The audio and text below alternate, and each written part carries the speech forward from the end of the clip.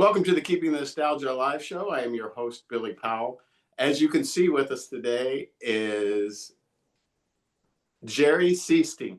And if I went on and on and on about the list of stuff that he's done, been with, accomplished, team efforts, championships, awards, I wouldn't have time for the interview. So, Jerry, thank you so much for spending some time with us on Keeping the Nostalgia Alive show. And I appreciate you being a guest. It's my pleasure, Bill. Glad to be here. And what's very interesting about Jerry's visit is I kind of do 6 degrees of separation. Our first kind of introduction to each other was Jerry was trying to find a picture that he had taken with Coach John Wooden, who both Coach Wooden and Jerry went to Martinsville High School. And I found that photo for him. But Jerry, tell me a little bit about that photo. Well, that photo, it was taken either in 76 or 77, I believe. Coach Wooden had retired. His last year was 1975, went out on top, winning his 10th NCAA championship in 12 years, I believe. And so he had retired and he'd gotten into broadcasting a little bit. He really didn't get heavily involved or do every weekend or stuff like that. But he came to Purdue to do a game of the week at Mackey Arena. So it had been that was probably my sophomore year, I believe, when that photo was taken before the game. I had my warm-up top on, and the funny story about that, Coach Wooden always liked to walk. That was his exercise when he was older. They talked about him walking around the UCLA track around the football field and stuff on their athletic fields. And so he had taken a long walk, and he was in my fraternity. I was in a fraternity for a couple of years, and he came over to the house that morning. I'd already left to go to the game, or I might have even stayed in the week. They put us in a hotel a lot of times the night before the game, so I wasn't there.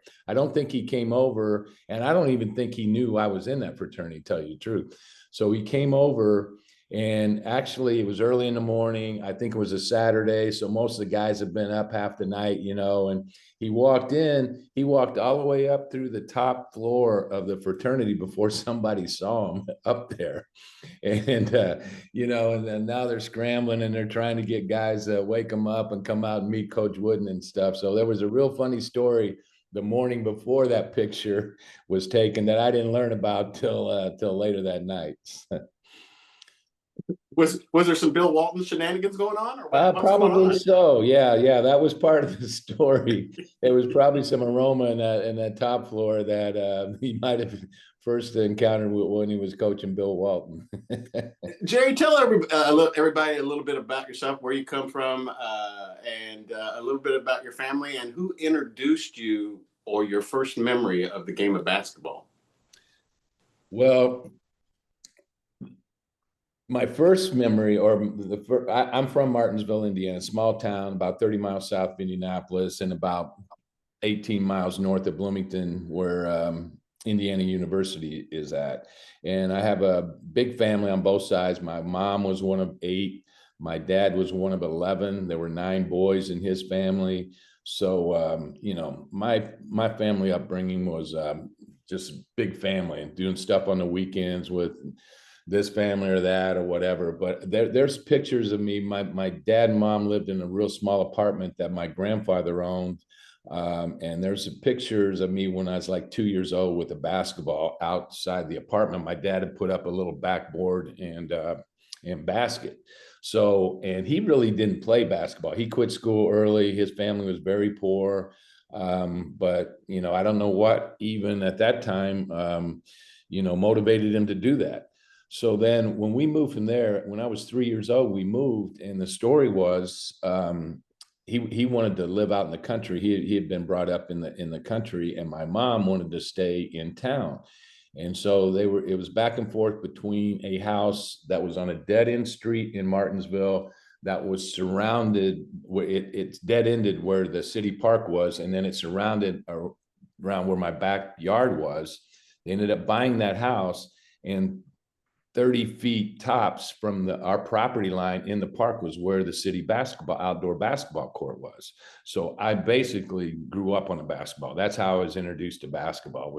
I lived right there, had a full court, double full court just off of my backyard, and everybody in town came there and played all the time, every night in the summer, on the weekends, all day long.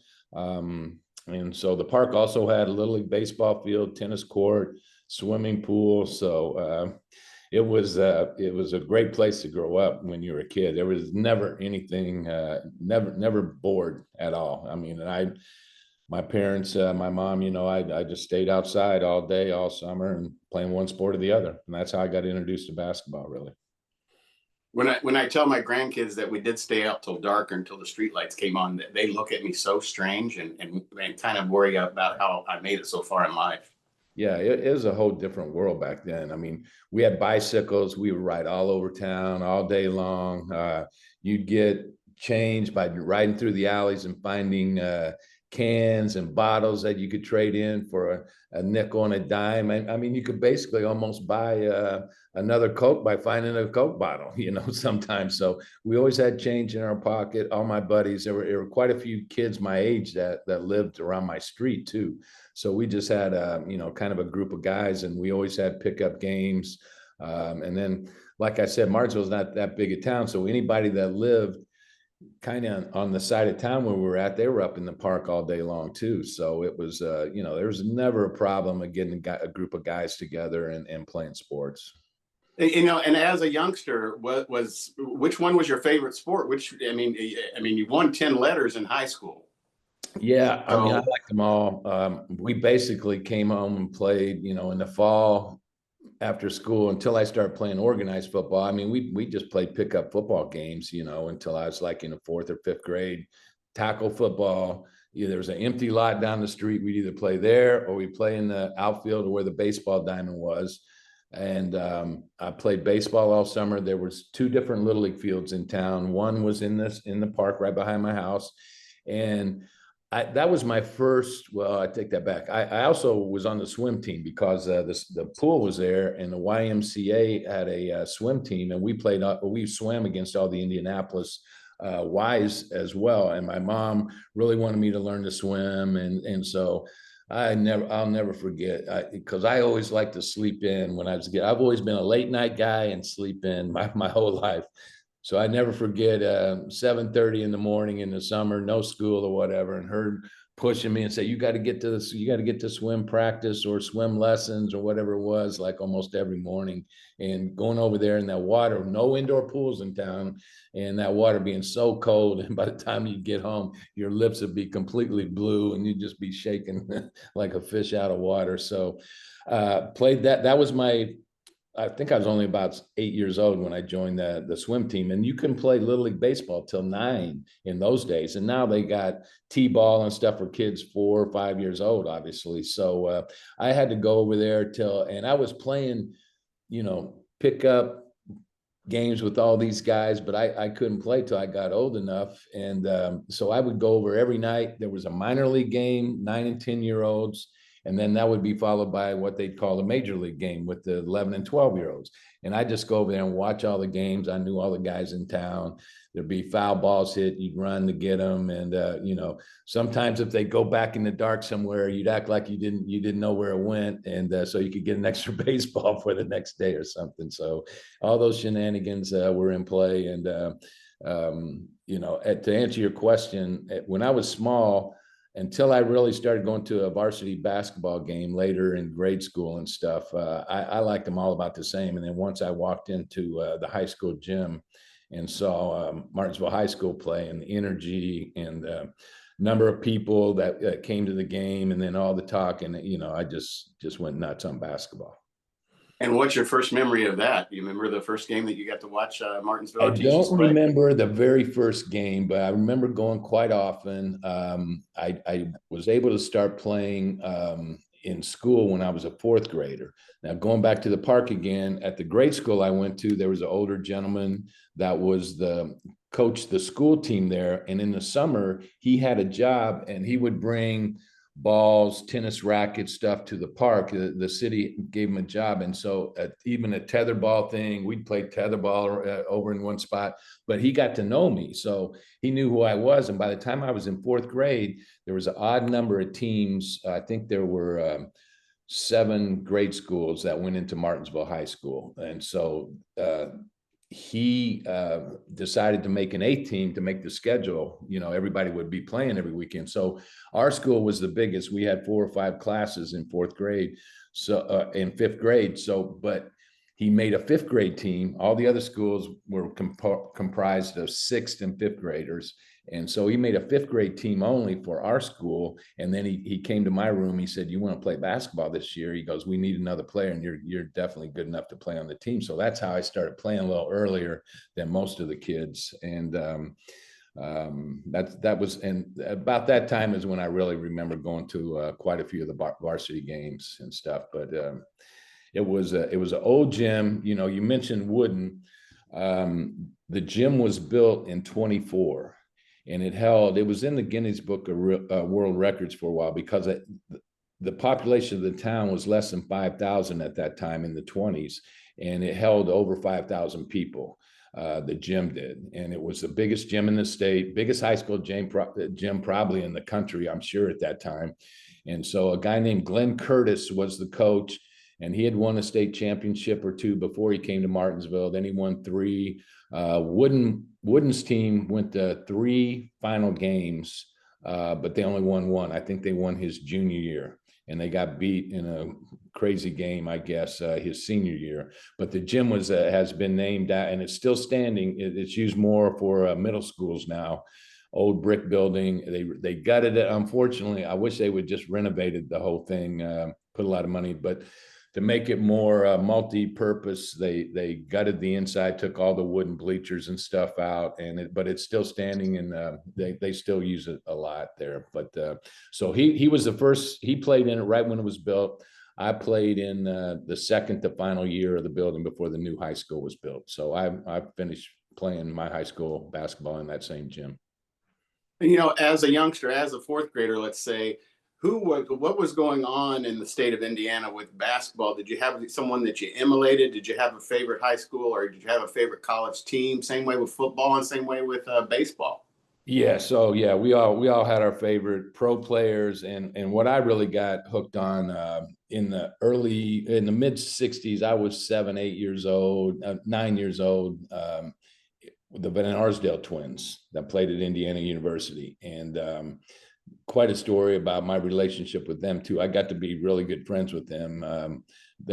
I lived in Phoenix and worked for the Phoenix Suns for a while, and they were out there, so I would call them, have lunch with them once in a while, listen to all their stories. They both played 13 years in the NBA. They were great players. They were all stars. And my dad, actually, he worked for a trucking company in Franklin, Indiana, which was about 18, 20 miles from Martinsville. And the guy that owned the trucking company, he lived just a few houses away from where the Van Arsdales grew up. So my dad, once in a while, he would take me to work on the weekends once in a while. And then he would go and do some stuff around his house if they were in Florida or whatever, he would mow their yard or take in it. And so I'd be in the car with him. And I always remember when we were driving down the road to his boss's place. That's where the Van Arsdales grew up, right there. So they actually grew up in Greenwood, Indiana, and they went to Manual High School, which because the Van Arsdales' father was an administrator at Manual High School. And one of the great stories that they told me was when Bobby Plump made the shot for Milan to win, their dad was working as a game official at Butler and so they said, we didn't have seats. He told us, he set us over on the corner. It's an elevated floor back in those days, just like it is now. He said, we were sitting over on the side of the court, and they said they've looked at films and stuff, and they never had a good angle to where they could see themselves, sitting there on the court, but they both just sat there on the court and watched that game. So they would have been probably, about 12 or 13 years old, I think, when that game happened. So, but I love them. Then as soon as they graduated, then Rick Mount and Billy Keller and those guys came into Purdue, and I jumped over on the Purdue bandwagon pretty fast watching those guys. And so I just grew up, just loving Indiana college basketball as well as high school basketball at a young age. And what was the high school football at that time you were there? Was it the cluster system? What I mean, it was some kind of jacked off playoff situation, right? Jacked up. Yeah, when I played high school football, my junior year, I ended up starting. I got hurt in junior high. I had a really bad concussion in eighth grade, so I didn't go out my freshman year.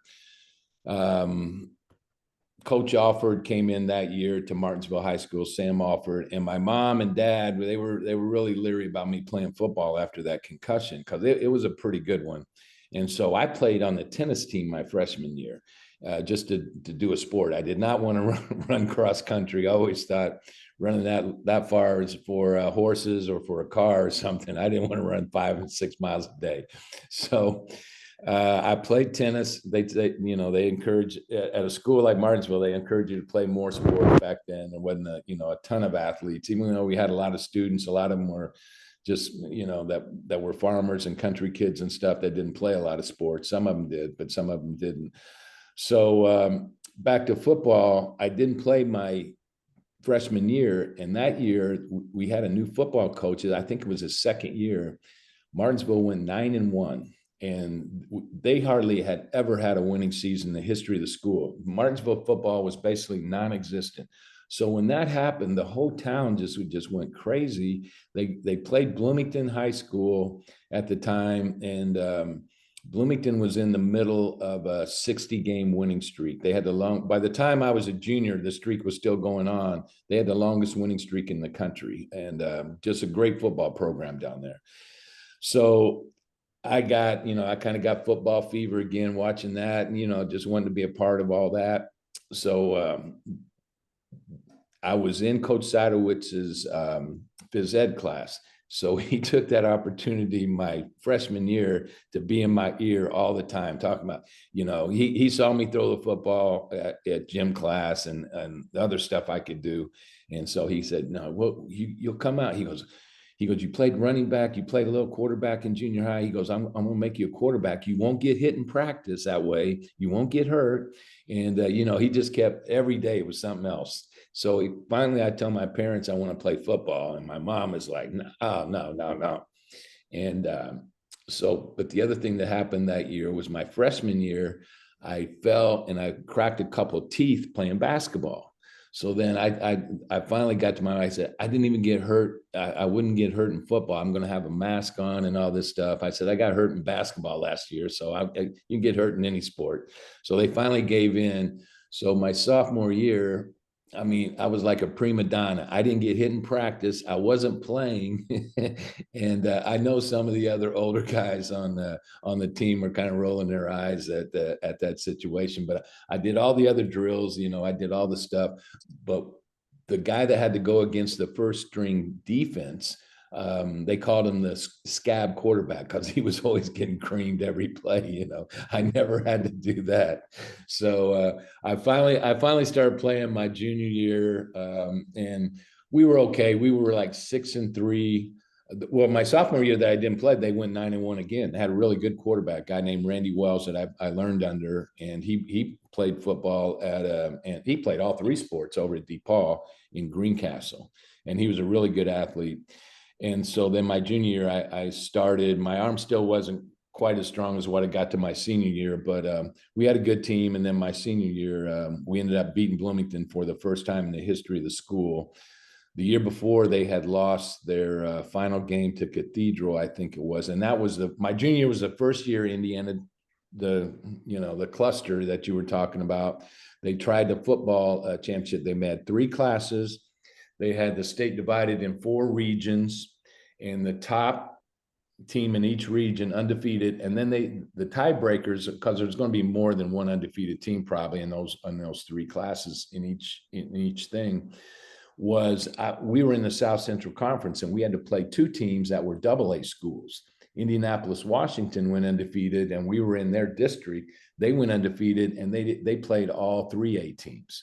So we didn't get in, and Washington was in the state finals. So I don't know how we would have done. We had a really good team. We had 4 or 5 D1 players on our football team. So, but unfortunately, and that's what sports does. You get situations like that where you get messed over. Same thing happened my senior year at Purdue. We win the Big Ten. We don't get in the NCAA tournament. So those kind of things, they really help you deal with unfairness and stuff like that later in life, because it's always happening in everything. So when do you get on the radar? When does Coach Alford show up at Martinsville? What's your first interaction with him? And tell us about getting into the high school basketball game. Well, Coach came my freshman year. He was there 4 years, my 4 years, and then he went to Newcastle after my senior year. But he came my freshman year. Got to know him probably, more when school started. I think I did have some interaction with him when he first got in town. He probably got in town mid to early summer, and he reached out to a lot of guys. So he'd seen me play a little bit at the city park. He would ride his motorcycle up to the city park and watch pickup games a lot and stuff, just to see what was going on, who was playing all the time and stuff like that. But what happened that year when that was the year Martinsville had a really good football team my freshman year. So he's in there, going to be varsity coach. But the basketball program, we had 2 juniors and a couple seniors that weren't very good. He kept them because they worked really hard. Then he cut some of the other guys because he's just wanted we had good sophomore class that year, and my class, freshman class, was pretty good for our levels. But we had he started bringing the sophomores and the freshmen up, kind of early on. And I didn't play in a varsity game till maybe late December. And I was small. I mean, I was like 5'9", 130 pounds, maybe my freshman year. I was skilled, but Martinsville was in a really good conference, South Central Conference. And there was a book that was put out at the end of the year. There used to be a little handbook about the size of your hand, and it gave all the stats. You've probably seen them before. It gave all the stats, all the conference standings, rated the schedules. Our schedule that year was rated like the 5th best in the state. So we went like 5-15. I mean, we took some lickings. We were playing Terre Haute North with Howard Sharp, with these big guys over there. We played Richmond, Indiana, which was a big, powerful football school, and had 2 or 3 Indiana All-Stars on their team. Who else did we play non-conference? Jennings County, I think we played them. They had 2 guys that went to Louisville that year, a smaller school in the southern part of the state. And then our conference, while I was in school, was at least as good, maybe better than the North Central Conference in those years. My freshman year, Connorsville won the state. We played them to a 6-point game at our place. I remember that. Jeffersonville had an unbelievable program. They went to the state my junior year. Walter Jordan's team beat Wayne Walls and those guys. That was my junior year. Franklin went to the state. They had the McLaughlin twins, John McLaughlin's nephews, that went to Butler. And then who else went to the state? Columbus beat us my senior year in the regional. We had beaten them 3 straight times in the last 2 years, and they were all close games. They were really good, and they beat us, and then they went to the state. So we had Coach Bill Sturman, right? Yeah, Bill Stearman was the coach here, and one of the Welmers, the older Welmer that was a referee for years and years and decades. His youngest brother, his youngest brother was playing. He was my age, and so he was like 6'9", and their front line went like 6'7", 6'8", 6'9", and they were a lot bigger than us. And they played a tight zone, and they beat us in the regional. And so, what was high school basketball like with Coach Alford? It was tough at first because he was a taskmaster. We weren't winning. He wasn't happy with them. But the reason we got successful in my last couple of years was he just had a passion for basketball. He knew how to coach it. He was demanding. I mean, we probably ran as much lines up and down the court as we did play basketball that first year. So he would grab the ball.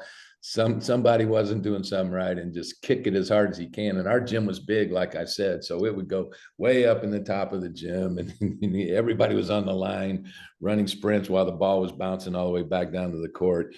But he really knew how to pull the trigger on every guy. He knew every guy was a little bit different, and he just got us to play really, really hard. He was a big disciple of Knight, so he wanted to kind of base our program on IU. We got striped pants. They weren't just red and, the red and white candy stripe, but it was red, white, and blue and a little bit different. But so he wanted that. He kind of, based some of the stuff off that. There wasn't much money in the programs and stuff then. I remember towards the end of practice, he always thought it was a big deal and a big treat for us if we got some free Gatorade at the end. So otherwise, he had these big mixing things, and the manager would be down there mixing it and stuff, and he wouldn't give that to us free. We had to pay like a dime or 15 cents for a cup of Gatorade after practice. So the stuff, we just laugh about it now, like, what? We were paying for our own Gatorade in high school, but just little stuff like that. His son, was about 7 or 8 years old in those days, so he was like the team mascot. So he would get on the team bus. He went everywhere with us. He looked like a golfer because Steve always wore like a white belt with his long pants and his and tennis shoes and his shirt and stuff. And when we lost, he would be more mad, and he'd be almost in tears and so mad after the games if we lost, like especially my first couple years. And it was just funny being around him. So we had a character that on our team that was he was the other guard besides me, and he was an instigator in the games. I mean, he tried to pick fights, and it was pretty what we had several fights in our games. You watch the movie Hoosiers and that stuff happened back then, and nobody else would really know it. I'm sure the ISH AA got wind of some of that stuff, but nobody ever got suspended or anything. Fans came out on the court a few times in our games. It was a lot different than it is now. I mean, and some of the fans would go to road games or even the home games, and the mantra was, well, if we don't win the game, we're going to win the fight. So it was it was rough. I mean, all those towns were like that too. It was a different era, but it was just a lot of fun. It was a lot of fun. In our conference, like I said again, they were all good. I mean, not everybody was the same, but in those 4 years that I was in school, like I said, Connorsville was really good for a while. Then Jeffersonville was always good. Seymour beat us my freshman year. We had to go down to their place, and they had really good in the early 70s, and this was like the tail end of that run that they had. And we go down to their gym, is about 6,500 or 7,000 packed. They beat us 112 to 56. That's the worst loss I've ever had on a basketball court. They doubled the score on us, and so it was just a lot of good memories. In your junior or senior year in high school, you're sitting there. What did you picture yourself doing? Where did you want to go to school? Where did your offers first start coming from? Tell us about that. Getting to be a Purdue Boilermaker. And by the way, the person who was running the Indianapolis Washington football team was also a Purdue Boilermaker grad too. I think Coach Bob Springer, right, at Washington High School. Yeah, and Bob Springer, and he coached George McGinnis, who would be a future teammate of mine. And Bob ended up moving down to, when he retired, he moved down to Foxcliff, which is a residential area with a golf course just north of Martinsville, about kind of like a suburb, I guess you'd call it now. But he moved down there. So, yeah, that he was the coach of that team at Washington. What was your question again on? Sorry about that. No, so you're a junior or senior in high school. Yeah, the process of you becoming a Boilermaker. How does that happen? Yeah, that was a slow kind of thing. I'll give you the gist of it. Coach Offer really wanted me to go to Indiana. He was a big Knight guy. Knight was recruiting me. Knight came to my house. And then I don't know, I've heard different stories. And I've even had Mike Krzyzewski was he was a grad assistant for Knight my senior year. And I actually worked, he did USA basketball and coached the USA team, Mike Krzyzewski. And so I volunteered to work with the select team one year. It's about 10 or 12 years ago. And so Mike is there. The select team are the younger guys coming up to be in the Olympic program. So they do it in Vegas for about 4 or 5 days. And so I'm one of 4 coaches that are out there helping with that. And so we had dinner a couple of nights. And one night I'm sitting by him. Dave Cowens was one of the other, and the two of us are sitting by Krzyzewski. And Mike started talking to me. He said, when you were at Martinsville, he said all the assistant coaches were telling Knight that you were the best player. Number one, he said we all wanted to be the guy that came to watch you play on the weekend because you were so close to Bloomington. We'd have to drive 2 or 3 hours and then back. He said so we were all fighting over who would go and watch your games.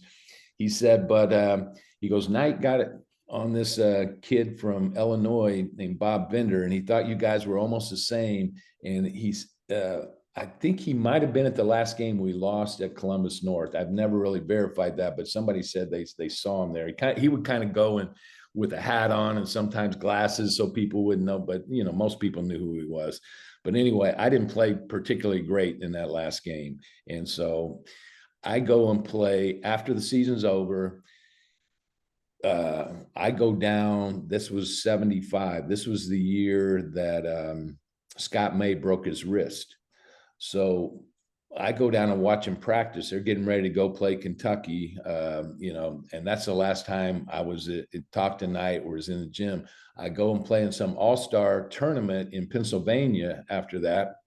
And so Alfred was out there. My parents were out there in Pennsylvania, and Alfred came to my room. He said, IU doesn't have a scholarship. He goes, they gave it to this Bender kid. And I go, really? And I go, and that's when, I told you that I might have had some other opportunity, but I still had other schools that I was talking to. So I ended up visiting Cincinnati. Cincinnati called me up and they said, we stopped sending you letters because I was told, they said, we were told you already knew where you were going and you're committed and everything. I said, well, I didn't, obviously. But it came down between Purdue and Louisville. I visited Alabama. I visited Cincinnati. And the last 2 schools were Purdue and Louisville. Louisville had recruited me hard my last 2 years. And that it was a hard choice. But I wanted to play in the Big Ten. And one of the tipping point things that happened was Alfred came to me. He said, well, Knight says he thinks you should go to Miami of Ohio. I go, Miami of Ohio? Why? He goes, he just thinks you'd be, and I go, he wants me to go to Miami of Ohio so he doesn't have to play against me. I said, that's why he wants me to go there. So I went to Purdue. So, I really was leaning towards Louisville, but when I made my visit there, it was like a weekend, and they might have not had classes for a couple of days before. I didn't really get to meet any of the players. But I like Denny Crum. I like the assistant coach, Bill Olson, that ended up being the AD there at Louisville for a long time. He was really the one who recruited me. And when I went down there to the games at Freedom Hall, he would bring you right into the locker room before the games. There was me and maybe one other recruit. And so you got to go in there and set, and stuff. But I didn't really get to interact with the players much because it was right before the game. But you got to see the whole thing on how they did it. And, and I always liked the town of Louisville, and it wasn't going to be too far. But, like I said, but with the other thing, I really, in my mind, wanted to play in the Big Ten. So in the end, that won out. And what a great time to play in the Big Ten. Oh my gosh. Well, if you go back, somebody should do, I should do it, I guess. But if you go back and go through the rosters from 75 to like 80 and pick out the guys that played in the NBA, then add up the years that they played in the NBA. There's no way any other conference had that many pros in that short of time and played that many years. It's just, I played against NBA point guard, and like 8 of the 10 teams had NBA point guards. And so that's kind of what I kind of felt, because even when I was in college, I swear, even up into my senior year, I didn't have really any thoughts of playing in the NBA. I really didn't think I was good enough or didn't know. I played against a couple pros in the summer and stuff here and there. But once these guys started getting drafted high and started going, I said, well, I gotta I do okay against those guys. I got a chance if I get on the right team or something like that. But the Big Ten it was just crazy. The number one pick of the draft, Michael Thompson was when I was in school. Kent Benson, Joe Barry Carroll I played with, Magic Johnson, obviously. I mean, those guys was right in the best players were, and a lot of great players. Herb Williams, Clark Kellogg, Kevin McHale, you can go on and on. Ricky Green, Greg Kelser, all those guys at IU. They had a bunch of pros at IU, obviously. Ohio State, Kelvin Ramsey, Herb Williams, Clark Kellogg. I mean, they're just pros everywhere. Ronnie Lester at Iowa, even the two guards at Wisconsin and Northwestern, which are probably the two worst programs where I was in there, with Wes Matthews played quite a while, and Billy McKinney for Northwestern played quite a while. They all had pro point guards all over the conference. And then I played, when I was at Purdue, my first year, Kyle Macy went to Purdue. He played in the NBA. Bruce Parkinson and Eugene Parker were older than me. They were both borderline NBA players. They both got drafted. And so, it was there was a lot of good players.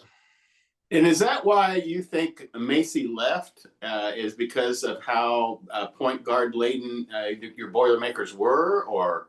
Yeah, here's what happened. My freshman year, Bruce Parkinson was a senior. He broke his wrist in like the second or third game. So he redshirted and was coming back. And so we still had three, Macy, Parker, and myself. And Kyle's dad was his high school coach, and Bob Macy, a great guy, good coach. And so towards the end of the year, the writing was on the wall that all four of us were going to come back. Well, I was kind of the short stick in the playing time that year. And so I was telling my parents, I said, I don't know where to go. I said, but I'm not going to play much this year again. I said, I know I can play on a lot of other teams. And so for a few days early in the summer while I was, that happened. But, well, let me go back. At the end of the year, Kyle Macy's dad talked to my dad, and he said,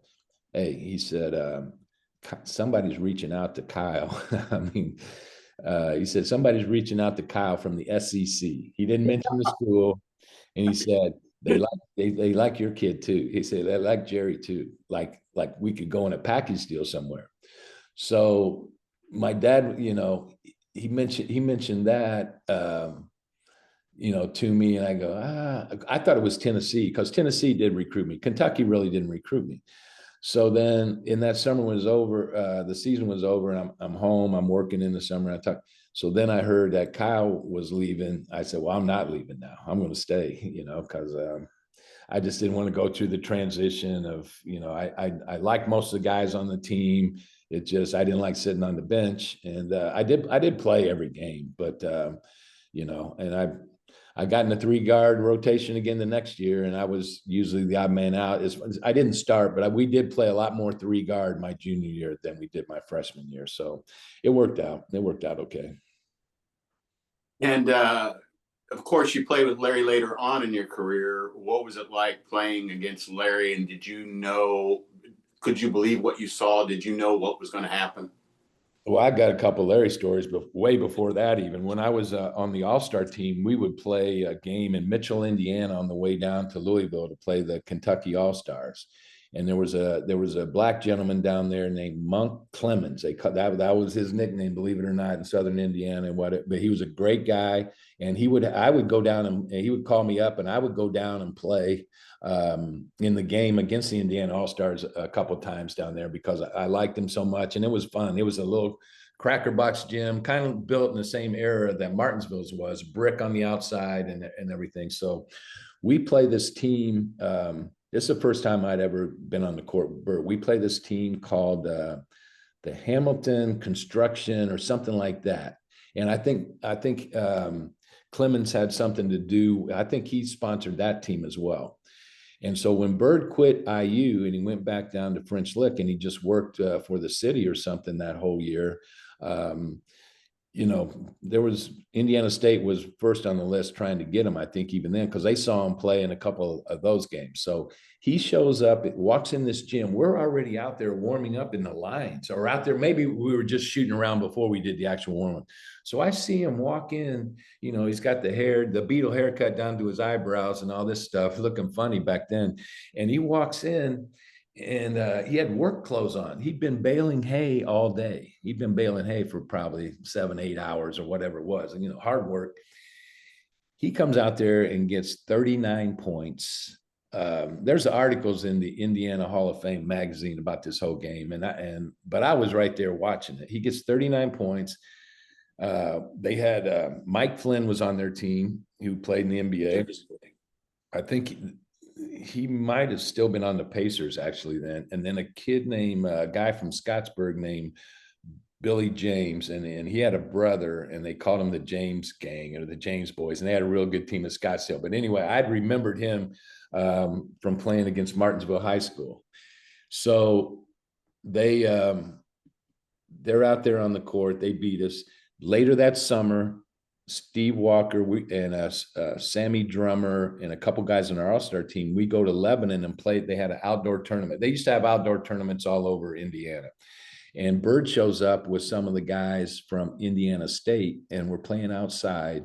And there's a play, we're playing on concrete outside. There's a play where there's a loose ball in the lane area, and Bert goes down on the ground and gets it and turns and throws it up and makes the shot outside.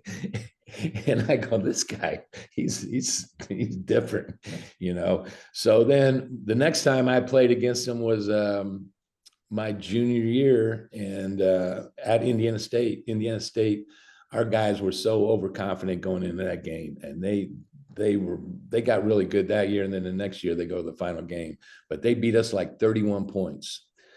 I mean, blew us off the court, embarrassed us. And so the next year, Fred Schaus gets fired after that year. And that's probably one of the reasons getting beat 31 by Indiana State. Lee Rose comes in. And so for the whole preseason, we're playing Indiana State in the second game of the year. And the whole preseason, we had to wear these shirts with number 31 on them, because he said that something like that's not going to happen. We're not going doing that stuff anymore. They still beat us at home because we played them. We got better as the year went on. I swear to this day that we would have beat them later in the year because we got so much better that year. But that's those were the first my first encounters with Bird. And you guys would have made the tournament too if it would have been extended like it is today too. Yeah, that was just an incredible year. Just did it the next year. Yeah, and they changed the football playoffs the next year too. When I got out of high school, I'm the reason they changed the rules. But yeah, he was. And then of course, you know, he's such a character. So when I got on the team, we talk about something. I said, yeah, we should have beat you that game at Mackey Arena. He goes, Mackey Arena. He goes, you played for Purdue? He goes, I don't even remember you. He'd say stuff like that. You know? But we had a guy that guarded him, and the Celtics ended up drafting him the next year. Arnett Hallman, great athlete. If he could have dribbled the ball just a little bit, but he was a great defender, strong, rebounder, offensive rebounder, could jump out of the gym. He guarded Larry that game, and Larry went 6 for 18 from the field. But he got, even in our gym, he got a lot of calls. So he made like 10 free throws. I think he scored 20 or 22 points that game. But Arnett did a heck of a job on him. How close are you to Larry? I used to be real close, but you know, we just not that close anymore. The guys on the team that I'm still close with Kevin. I worked for Kevin for a long time. And he lives out in Phoenix. I was in Phoenix for a while before I moved to Florida. And so I still keep in contact with him some, Scott Wedman some. I texted Danny Ainge the other day about something. So we don't talk a lot, most of us that much. But yeah, we got a lot of good memories though. When you're getting ready to leave Purdue, did you see yourself going in the fourth round? Did you see yourself going higher? Did you have other ideas of what you were going to do in life? I had no idea. I mean, I went and played in a couple. Here's a couple things I did. After my senior year, I actually talked to Knight on the phone. about they were having the Pan American game tryout. So this would have been 79. The Olympic year was 80. So I get this invite to come to that. And so I actually called him. I go, why am I getting invited to this? I said, you guys aren't going to keep seniors or any guys that are, have a chance to play pro ball because you're ineligible for the Olympics back then. I said, he goes, no, he goes, I'm not going to try to persuade you. He goes, but there's all the NBA scouts are going to be there. So they didn't have a lot of the stuff now, these pre-draft camps and stuff that they back then. He said every team's going to be. He goes, I thought you might want to get. I go, yeah. I go, that makes sense. He goes, I said, I'll come and be there, even though I know I'm not going to make the team or anything. And so there were some other seniors that did exactly what I did because of the scouts. And then there was an agent that I used my first year from Cincinnati. His name was Ron Grinker. And he had a lot of his players and then a lot of his free agents that were borderline NBA guys. And I went down to Cincinnati for a 3-day little camp and played, and a lot of the scouts were there. So going into the draft, though, there wasn't the mock drafts as much and stuff like they do all the time. Now I had no idea, but they were like 10, if not 12 rounds back in those days. I mean, almost everybody that could dribble and chew gum at the same time would go somewhere. And so I had no idea, but I knew I was probably a long shot of making the NBA. Even then, I really wasn't counting on that. I wanted to get into coaching. That's what I was thinking then, was maybe I could, start out somewhere coaching, and, I wanted to be in the game. But then I was working for the Purdue basketball camp, the draft. I knew the draft was that day, but it's not like it is now, So I was over working at the camp all day. And then, I don't know, sometime in the middle afternoon, nobody had cell phones or anything. I'm walking around Mackey Arena maybe after lunch. I was taking some classes in the morning, and then I would work the camp in the afternoon. I had to finish like 2 classes that summer to get my degree. And somebody from the basketball office said, "Hey, we got a phone call. You got drafted." And so that's how I found out. I go, "Who to?" And they said Golden State Warriors. And I was kind of happy with that because I always wanted to go to San Francisco. I'd never been there. I always heard it was a cool town. And the Warriors had won the championship like 3 or 4 years before that. 75, I think they won it. So that's how I found out. And it was a long summer. I went out there, and they wanted to keep me out there to do some publicity stuff and run camps for kids and do that. So I was out there for, I don't know, a month and a half before training camp started that year.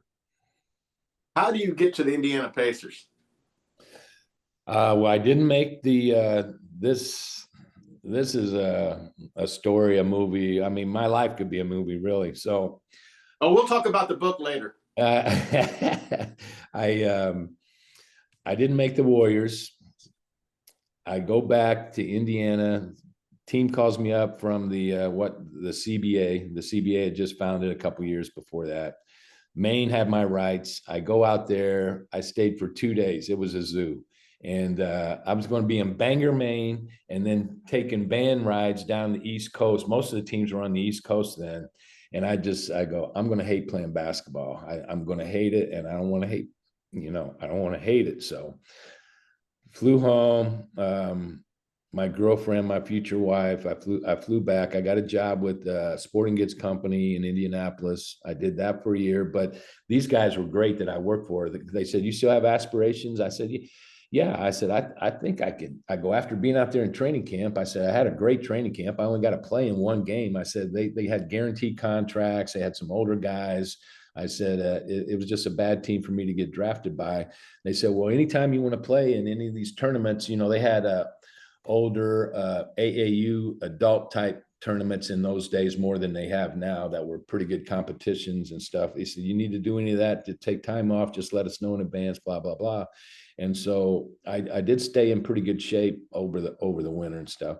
So in the spring, late spring, but it got to the point where I didn't think, I was even going to go out the next year probably. But then my girlfriend at the time, my wife hears on the radio, the Pacers getting sold and guys buying it.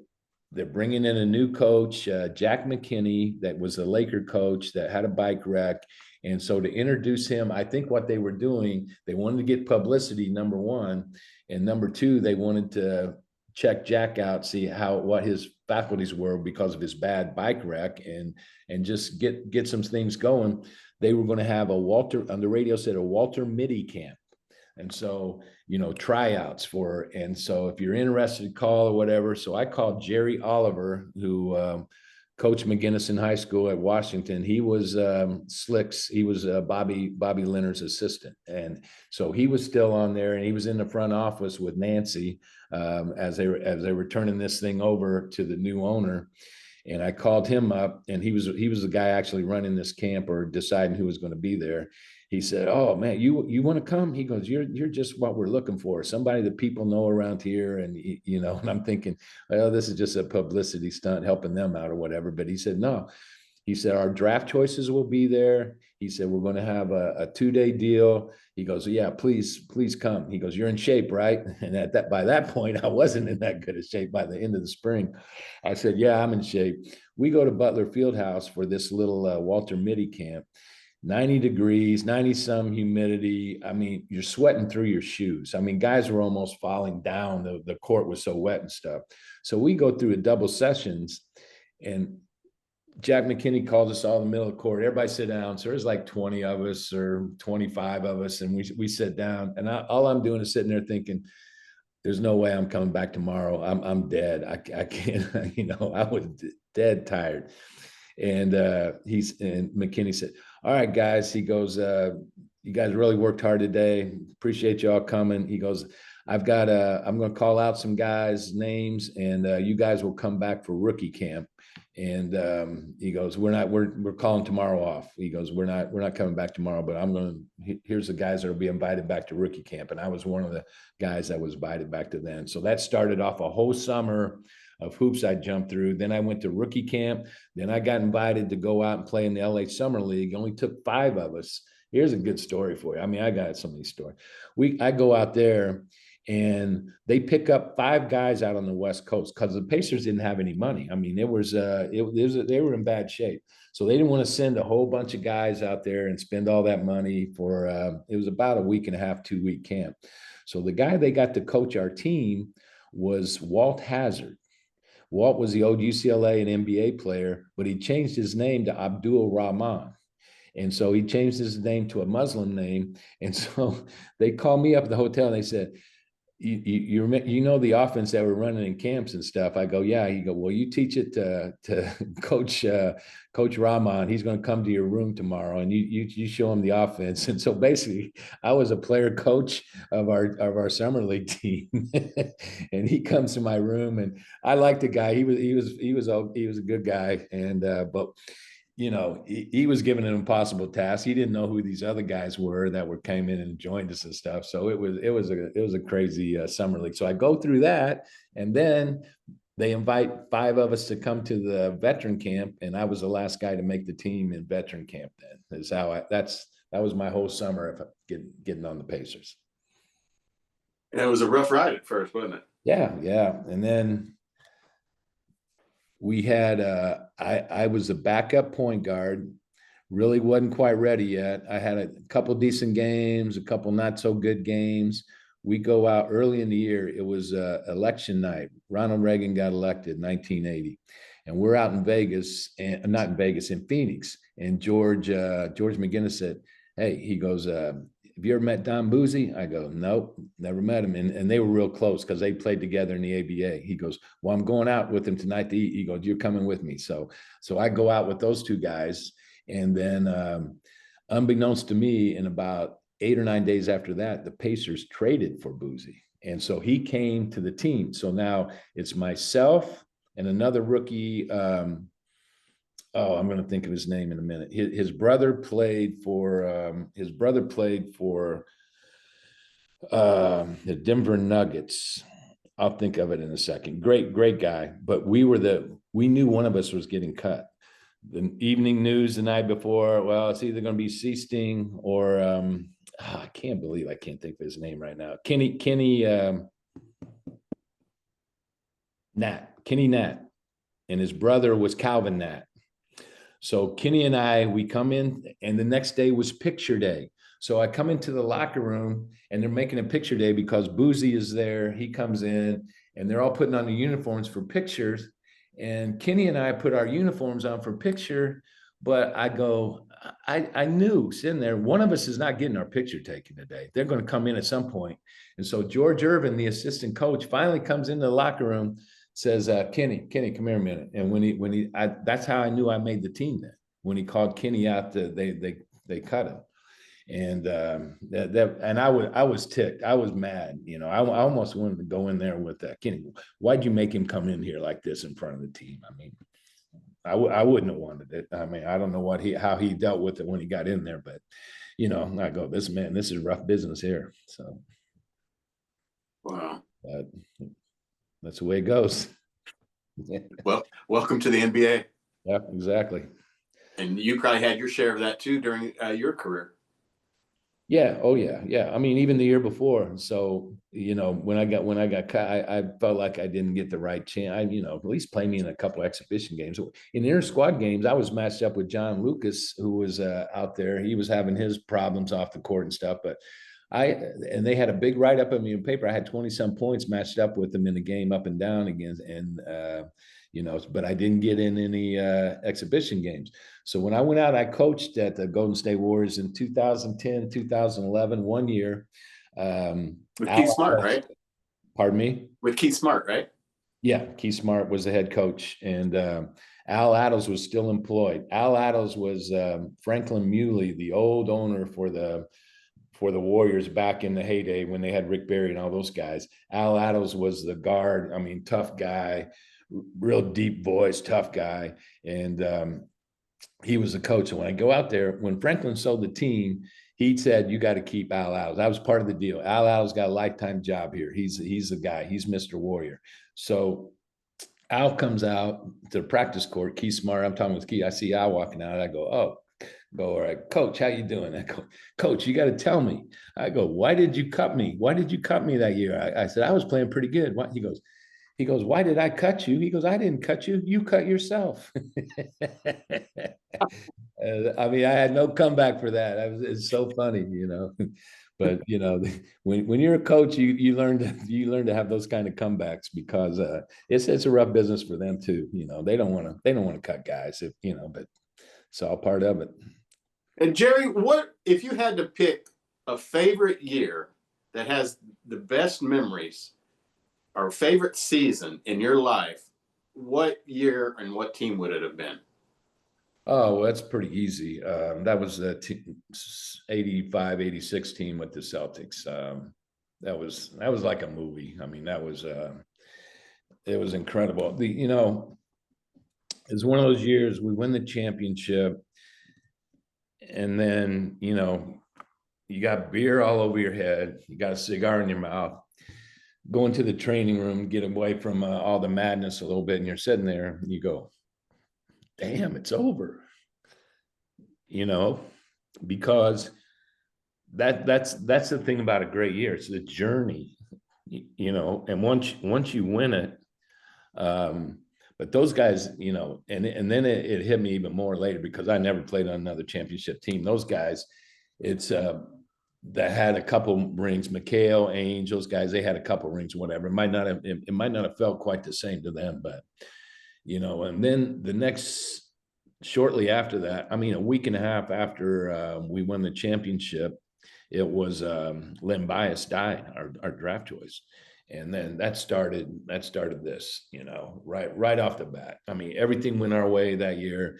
Then the next season, Walton gets hurt, McHale gets hurt in the playoffs. I mean, if we would have had a healthy Len Bias, we could have won 3 more in a row pretty easy, really, because he was going to be incredible. I mean, he would have been the closest thing to Jordan in that era that Jordan was. I mean, he had this almost the same athletic ability. He was a better shooter early on in college. He was, and could defend. Jordan could defend. Bias could do it. He could play 4 positions. So McHale, Bird, and all those guys their minutes would have went way down, and they just started getting worn out because they'd been to the finals like 4 out of 5 years, 5 out of 6 years, whatever it was. And man, that's 2 extra months of basketball that the rest of the guys aren't playing. You know, that just takes its toll after a while. So, but you know, that's you know. Who were you playing for when you got the idea? You know what? I think I want to coach the game. Well, after I retired, it was still in my mind. I actually, um, I, I did some. By the way, was your last shot a 3-pointer? No, I don't think so. No. I don't think so. My last game Was the Bucks? Yeah, my last game played against Jordan, and I was with Charlotte all year. I had a sore foot. They come to me, they wanted to put me on the injured list to bring, because I was, you know, it was towards the end of the year. We weren't going to be in the playoffs. They said, we want to look at this other guy that's on the injured list or whatever. But I wanted to play. And if I played a few more games, I got a little more money from my shoe contract too. So I said, no, I don't want to, you know, and they couldn't put you on the injured list unless you were hurt. I mean, if you appealed to the league, they would say you got to waive him. You know, you can't do that. You can't just put him down there. And I knew I was a player rep, and I knew what to. And I talked to my agent briefly. I said, they want to put me on the injured list. I don't really want to go. He goes, well, tell them to waive you. He said, I think somebody else will pick you up. And somebody else did, and that was the Bucks. But then after I played that game in Chicago, next day I couldn't walk, and my foot. We did an MRI. My foot had been broke for a little while. So that was my last game. I don't think my last shot was a 3-pointer though. Well, you scored 3 points in that game, but I was just, you know, maybe it was a free throw. I might have missed a free throw, which and I didn't one. do too often. Yeah. I don't know, but yeah, I thought I was, when I went up there, they had a couple guys hurt, and so I flew up there the day of the game. Had a meeting with one of the assistant coaches, Frank Hamlin, who's an Indiana guy from Terre Haute, longtime NBA assistant. He goes over some stuff with me. Then I go outside. The weather wasn't too bad. It was late in the year in Chicago, and I hadn't done much for 2 or 3 days, so I wanted to get my lungs going. So I ran about a mile and a half and blow it out. I said, I'll be fine. Played 12, 15 minutes tonight. They played me like 35 minutes, and that's what kind of did the number on my sore foot, which was broken. I didn't really know it, but no, that was my last game. Then coaching wise, I apologize. I really approached was Gene Katie. So I got to where I was doing radio for the Celtics, but I wanted to coach, and Gene Katie, I had 4 kids at the time. He goes, yeah. He goes, I got a grad assistant spot I could probably use you at. I go, what's that? I asked him what I paid. It was like $17,000. I go, Coach, I tell you what, I don't mind starting at the bottom. I don't want, and I don't want you to fire anybody to hire me. The guys you got are good. I said, but I just can't do, I'm making this amount, doing broadcasting with 4 kids. I just can't do it right now. If something happens and one of the other jobs opens up, or, so that didn't work out. He was real nice about it, and everything. So then I interviewed for 2 or 3 CBA head jobs a couple of times, and the one that I was offered was in Mexico City. The NBA was putting a CBA team in Mexico City, and so the guy's name was Doug Logan. He was a big Wigan AEU basketball at the time and stuff. And when he contacted me, he was giving me the spiel. Yeah, the NBA, this is going to be the next franchise. He goes, we're going to be on the bottom floor. We're going to be on the bottom floor of the new NBA. And so it all sounded kind of nice till I went down there and saw where we were going to be playing. They actually played in the old Olympic Village, but from 68. When we went to who was on the USA team that year? Was that Spencer Haywood's year? It was still, that was the year that Kareem wouldn't play and those guys wouldn't play. A lot of them boycotted that team. Yeah. So the arena wasn't that nice on the outside, but when you open the doors and go in, there was about this much dust everywhere, and there was just junk all over where the court was supposed to be down. So they just use it as a storage facility, I think, ever since the 68 Olympics. I don't think anything had ever happened in there.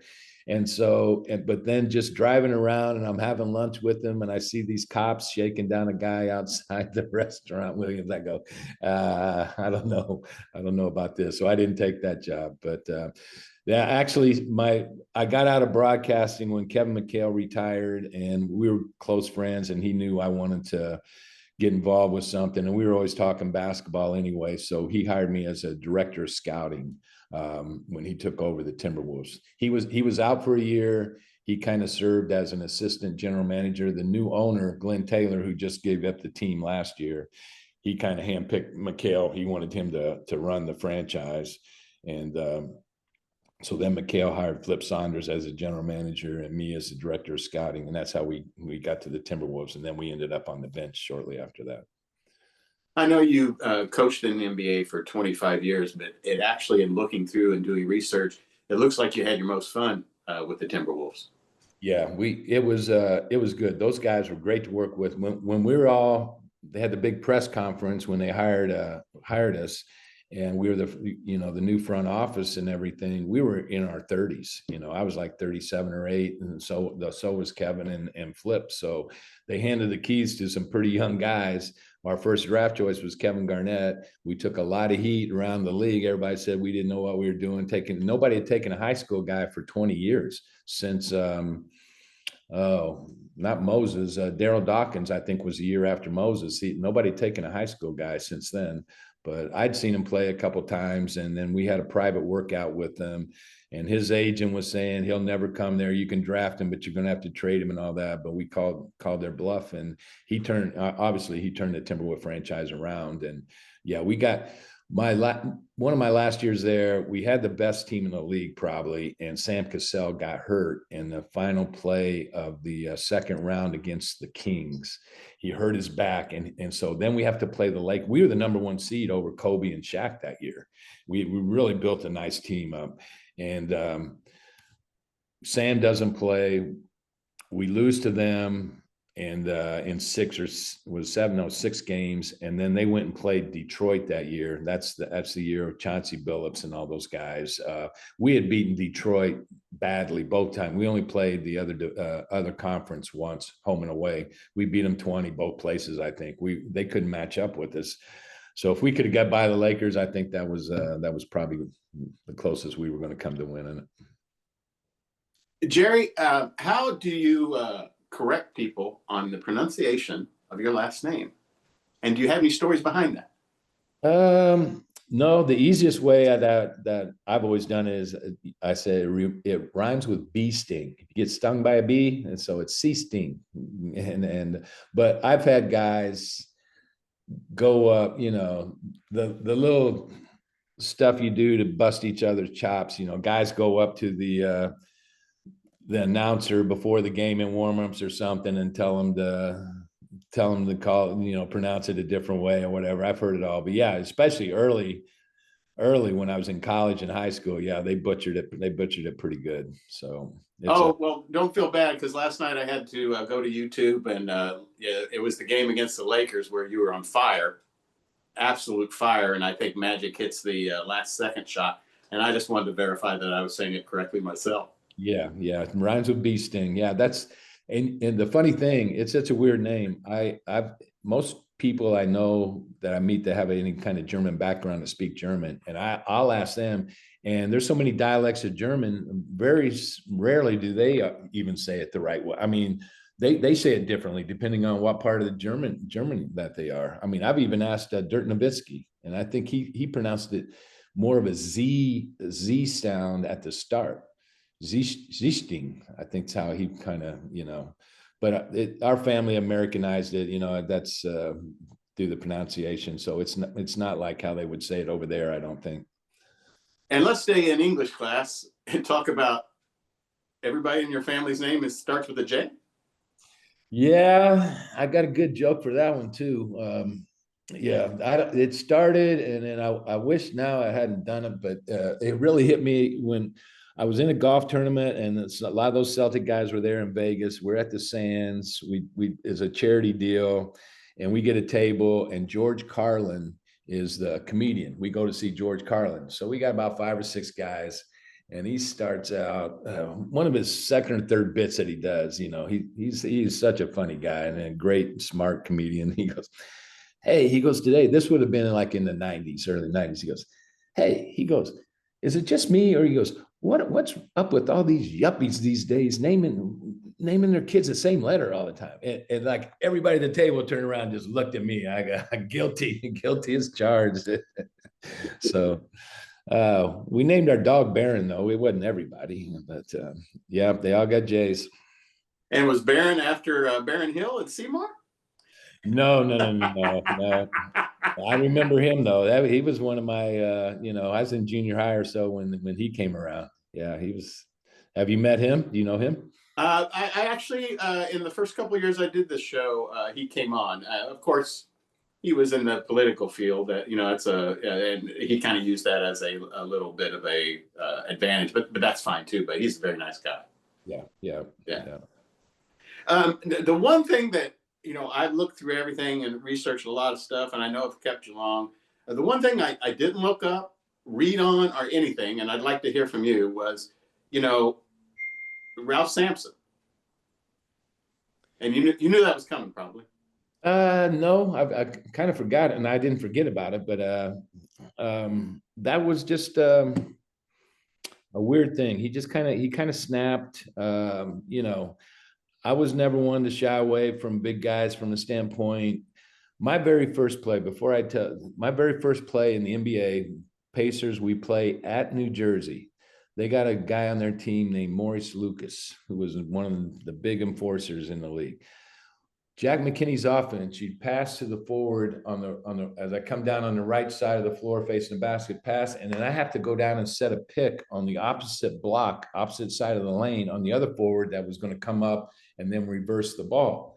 So I go down to set this pick, and Maurice Lucas, bam, right in my throat, put me down. They call it, they don't kick him out, just a regular foul. Go to the line. I could hardly breathe. I think I missed both of them. So I start, whatever my career free throw percentage is, it should be 2 more makes on that because I couldn't even breathe. But so I never backed down from blocking a big guy out, setting a pick. I used to get Bird open so many times. We'd run this play where he and I would circle underneath the basket, and then McHale, Chief, or 2 big guys, Walton, would be kind of on the blocks. And I'd set a back pick on his guy. John Stockton used to do a lot, So you get up and you just get down low into the big, and you could set a better pick than a big guy can set on a big. So anyway, Sampson's coming down the floor, game 5, and it was a fast break. And so as the guy's coming in, I come over, he's coming right down the middle of court, and I come over and block him out. And he just comes down with his forearm right on the back of my neck. And, he hits me, and I turned around, started walked up, and he just swung. I mean, he just sucker punched. So the bad thing about the thing I regret about the whole thing is it turned the whole game around. We were kind of controlling that game. We were going to win the championship that night. And the crowd went nuts. The referees, they gave them every call after that after they kicked it out. And even the announcers, I think it was Dick Stockton and I think Heinsohn, my buddy Tommy Heinsohn, was doing the game. And he said, he was talking about, if you listen to the replay of the game, well, that's not a very good trade-off for Houston to lose their guy. And he goes, this team doesn't even get kicked out. Well, I didn't do anything. I retaliated a little bit, but not, I didn't get any licks in on him. But that's what happened. And I've never talked to him. I know some people that know him. Rick Carlisle played with him in college and everything, but just one of those things that happened. I got another, altercations here and there, but that was the one everybody remembers. There's actually, I get people send me trading cards all the time to sign. I probably get 12 or 15 a week at least. They got these. They have to have chat rooms and websites. Everybody in the country knows my address, but this guy sent me a card about a month and a half ago, and it was a double card. I think on the top is McHale clotheslining Rambus, and you can barely see Rambus's face. It's right when he's got his forearm on his neck on the fast break. Then on the bottom of it is me going like this with Sampson throwing the punch. And the top of it said, greatest NBA playoff fights or something like that. And I'm going, this has got to be on the black market or something. Nobody, who's agreeing to make these cards. So I write the guy back when I they asked me, I never answer any questions. I just sign the cards and send them back. So I write the guy back. I go, where did you get this? I looked on the back of it. I didn't see anything that said NBA licensed or any emblem of NBA or anything on it, but it was made in St. Louis. Where they put that on there and maybe the name of the company.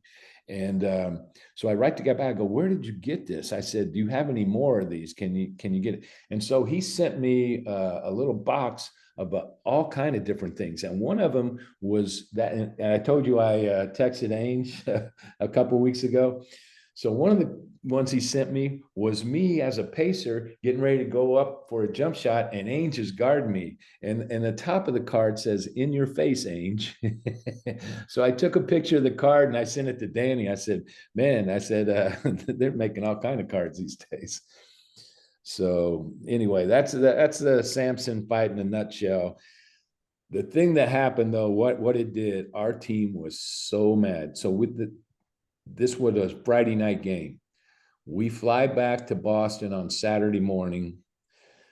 KC sends us straight to the Boston Garden. We're going to practice.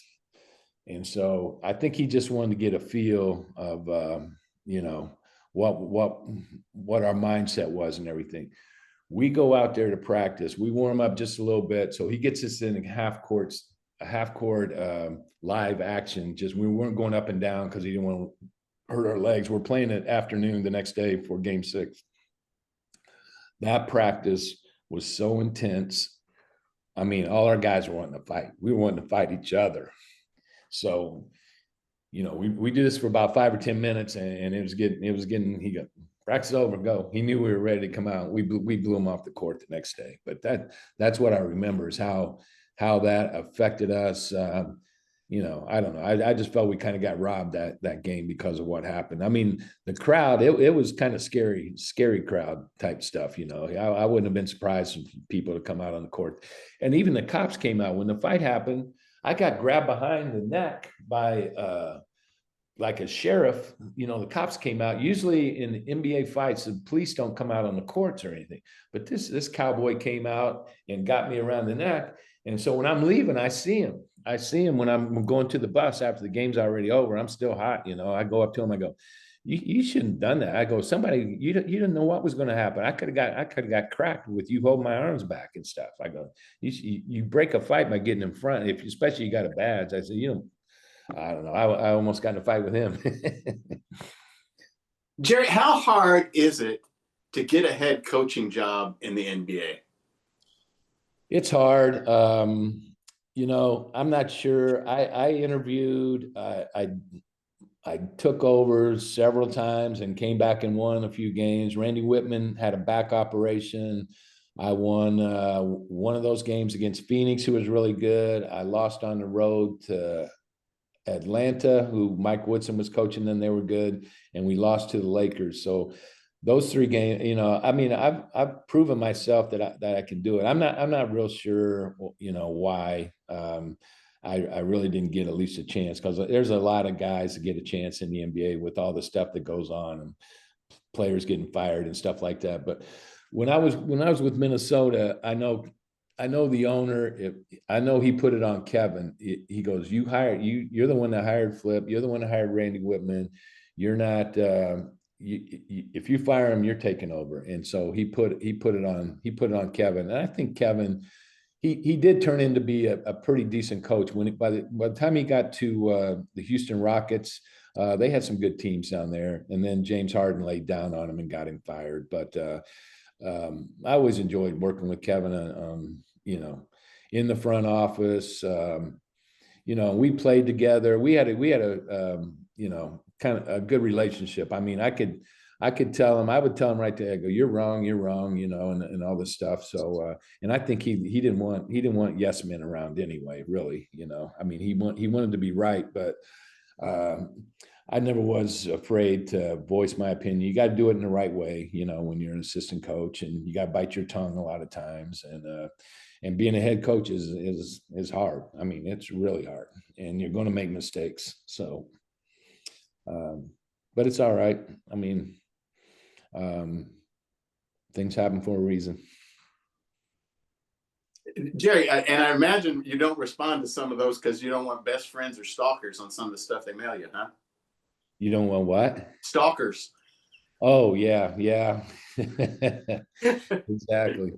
Exactly. No, it's I've been to a couple card shows. If you're talking about people knowing the address and stuff like that, I've been to some and card. I mean, there's all different kind of people in every line of business or whatever, but they're a different breed. I mean, they really get into, and I think what really made this thing blow up was COVID. A lot more people jumped into that because it was something else to do, and I never used to get cards before COVID. I will say that.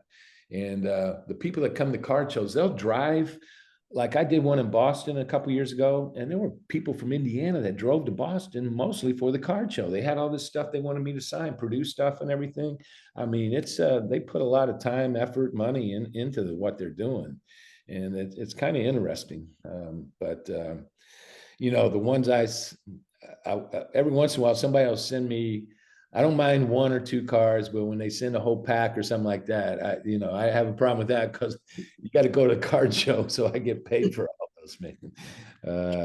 You know what? I read a book about Joe DiMaggio one time, and the last year of his life, true story in the book, last year of his life, he was making more money than any active player in Major League Baseball by signing stuff.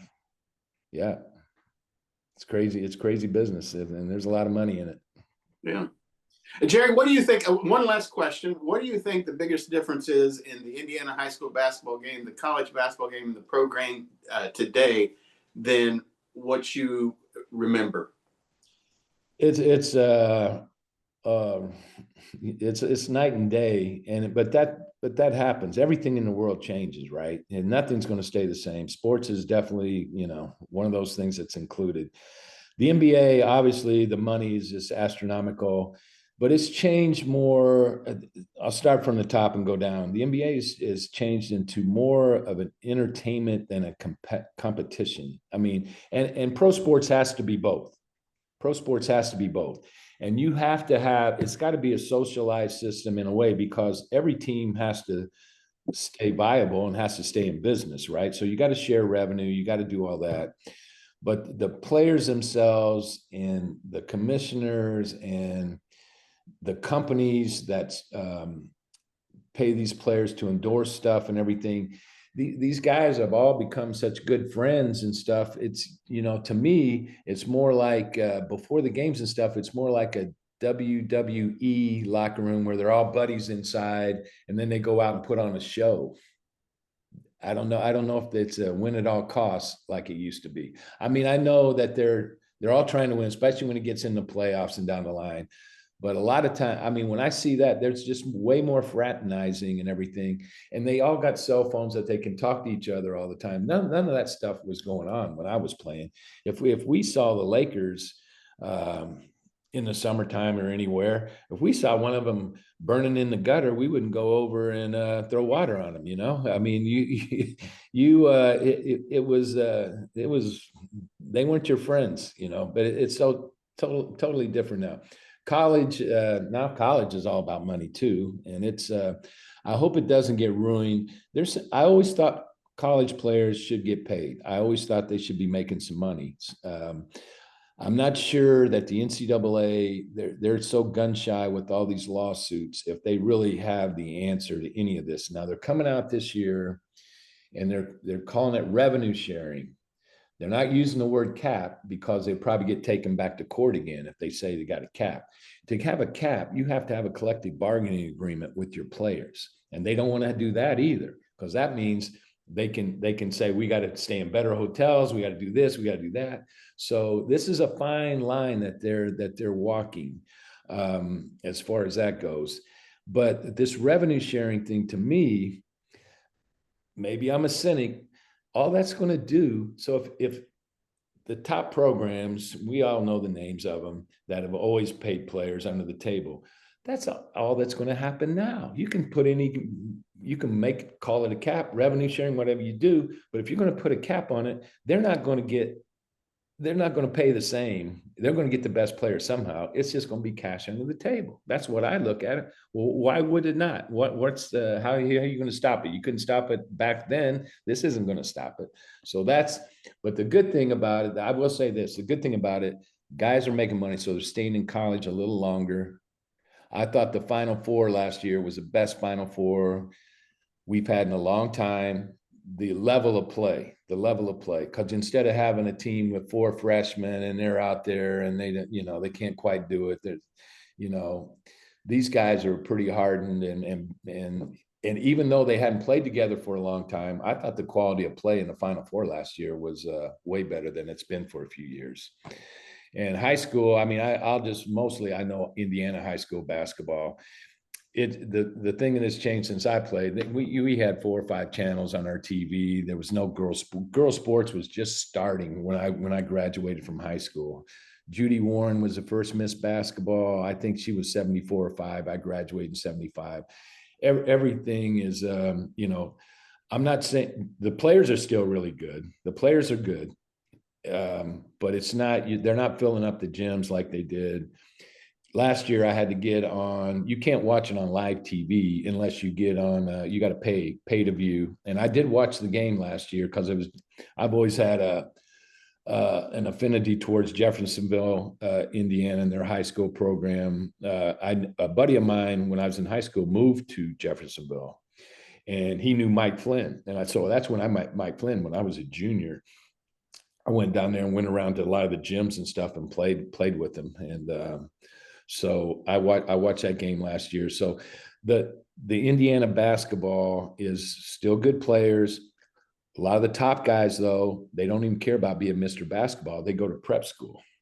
The All-Star team, the All-Star games is totally different. They play Friday and a Saturday night. In Kentucky, they might get 2,000 fans. Freedom Hall, you couldn't get in Freedom Hall unless you had a ticket early, back when we played. They filled Market Square Arena, Butler Fieldhouse, Assembly Hall, whatever, wherever the All-Star games was, it would be packed, both places way back then. So that's what's changed, even though, they're good players and stuff. I think Indiana should play a different state, but right at this point, it wouldn't matter because all these kids, the colleges want them to get to campus, take the summer school. Nobody went to summer school and stuff when I played, very rarely. They want to get in there, get 3 or 4 classes under their belt, get that. So they only have to take maybe a couple classes in the fall and be in the gym a lot more and all that stuff. So it's all changed, but a lot of it for the good, some of it not. So are you retired, and what does Jerry Sichting do in retirement? Don't do a heck of a lot. I got involved. I got involved with some apartments. I don't have to work. And I play golf. We travel. We don't go on too many vacations, even right now, anyway. But we go see our kids and grandkids. I've got 4 kids scattered around the country, and I've got 2 of them are married, 2 of them aren't. The 2, my daughter and my second son have 2 kids, so we go and see our grandkids and stuff like that. So I follow sports. I mean, I do. I follow golf. I follow football. I follow all sports. I mean, you're going to push the grandkids to play hoops? I've got one grandkid in Minnesota that's he's a little prodigy baseball player. I don't know. He may, and his dad's not very big, but his dad was a good athlete. I may try to push him to stay in baseball, maybe. But he does like to play basketball. He does like basketball. My other one, I don't know where he got it. He just turned 4. I was just in Texas a week and a half ago. He just turned 4. He's reading. I'm not talking about Tom runs fast or Tom has a dog. He's sounding out the words on his birthday cards. He can read. I mean, I didn't learn to read till I was like a freshman in high school. It's just amazing. His dad's smart. My daughter's pretty smart, but I don't know. They started out working with him on letters and stuff when he was really young, but I was just amazed when I saw him do that. But so he might own a team one day. Jerry, it looks like your Purdue Boilermakers are going to have a very fine squad this year. Do you think they can finally get the monkey off their back? I hope so. Usually I'm a pessimist in the off season, but this year I'm not. I think they've got everything they really need. You just have to stay healthy. That's the big X factor. But they've got a deep team. They've got a good team, and I think they've learned how to handle winning a little bit better last year than they have in the past. And pro teams are the same way. That's one of the hardest thing as a coach is to get your guys to not take a deep breath and back off and feel like we just got to go out there tonight. We're going to win. You got to have a little bit of an edge every time you go out on the court if you're really going to compete at your best. And teams that they're so and they win 2 or 3 games in a row. I mean, I could almost sense it when I was a coach that there were, in the shoot around or the meeting that day, we're going to get it tonight because we're not ready. And so, but I think Purdue, a lot of times, and Matt's changed. I've talked to Matt.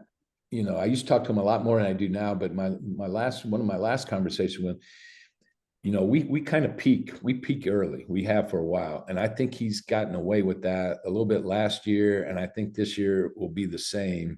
He's gonna try to peak it at the end. We've been ranked really high the last 2 or 3 years. Early in the season, November, we've been the best team in the country in November. Well, you want to be the best team in March and April is where you want to be, and so some of the conversations I've had with them.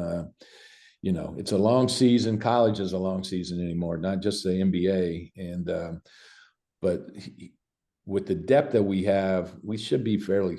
I mean, if he substitutes and everybody can contribute, we should be pretty fresh. By tournament time. So, got my fingers crossed. Jerry Sichting, this is the longest. This is an hour and a half. This is the longest show I've ever done. I am so sorry for keeping you.